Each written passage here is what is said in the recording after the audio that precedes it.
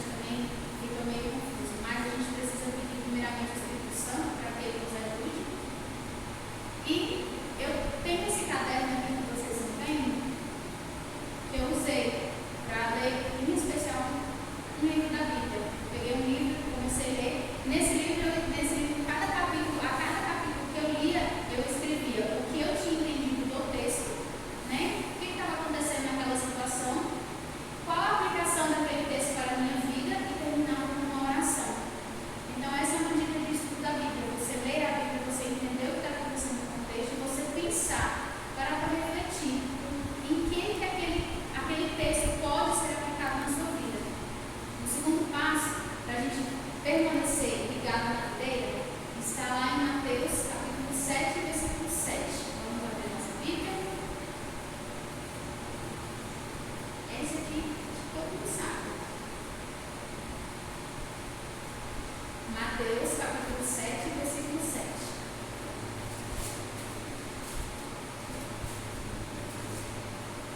Diz assim: peçam e receberão, procurem e encontrarão, batam na porta e lhes será aberta. O que esse versículo está falando? Da vontade de Deus e da oração, né? Esse versículo para falar também sobre oração. Peçam e receberão, né? Pedir, dar, se usar. E a gente não pode negligenciar a oração. A oração é a respiração da alma. A gente tem um grupo de oração, graças a Deus. Tem muitas bênçãos, a gente tem aprendido muito nesses momentos que a gente tem para orar. E diz assim, ó, é necessário que sejamos. Aqui é um trecho do Caminho a Cristo que eu vou ler para vocês. É necessário que sejamos diligentes em orar. Não permita que nada atrapalhe. Faça todo o esforço para manter ativa a comunhão entre Jesus e o seu próprio coração. Aproveite todas as oportunidades para ir aonde você se costuma orar. Os que estão realmente buscando comungar com Deus serão vistos em reuniões de oração, fiéis ao seu dever, fervorosos e ansiosos para colher todos os benefícios passivos. Aperfeiçoarão cada oportunidade de se colocar onde possam receber os raios de luz do céu. Devemos orar em família, mas acima de tudo, não devemos negligenciar a oração secreta, pois é ela que sustenta a nossa vida espiritual. É impossível que a espiritualidade da pessoa floresça se a oração for negligenciada. Não basta orar em família e em público, sozinho, abra o coração aos olhos precipitadores de Deus. A oração secreta deve ser ouvida unicamente por Ele, aquele que ouve toda oração. Nenhum ouvido curioso deve receber os fatos dessa prece. Na oração secreta, a mente fica livre das influências do ambiente, livre da agitação, de uma maneira calma, embora fervorosa. Você poderá buscar Deus. A influência de vem daquele que em segredo será suave e constante. Seu ouvido está aberto para ouvir a prece que vem do coração. Pela fé simples e serena, a mente entra em comunhão com Deus e reúne os raios da luz divina para dar-nos força e sustentá-los no conflito contra Satanás. Deus é a nossa fortaleza. Amém? Nós possamos, né, lançar mão da oração, do estudo da palavra de Deus, né? Tem um pastor, né, que eu gosto muito, vocês também conhecem, o pastor Luciano, ele fala o seguinte, que os cultos na igreja, eles são sobremesas espirituais. O verdadeiro banquete a gente desfruta na presença de Deus quando a gente está sócio, porque a gente tem a oportunidade de passar mais tempo, né? Então, nessa pandemia, a gente pôde observar muito que aqueles que estavam firmes mesmo na fé, e a gente pôde também aprender a buscar a Deus e entender que a nossa comunhão com Deus, ela se faz em casa, ela se revela nos cultos, né? A nossa celebração. Então, se ele fala que a gente não pode viver de sobremesa espiritual, a gente não pode se alimentar da palavra de Deus só quando a gente vem na igreja, mas a gente deve fazer isso diariamente, né? E a gente tem que fazer o nosso culto familiar, que é importantíssimo, mas a gente tem que imprescindivelmente fazer a nossa comunhão particular para com Deus, né?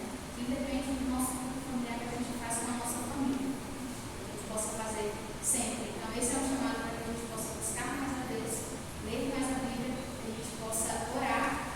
E o terceiro passo para a gente nos mantermos ligados à videira, está em Atos, capítulo 1, versículo 8. Vamos abrir a nossa Bíblia. Atos, capítulo 1,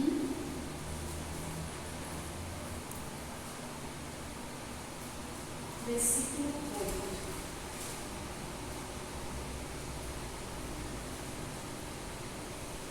Amém? Todos encontraram?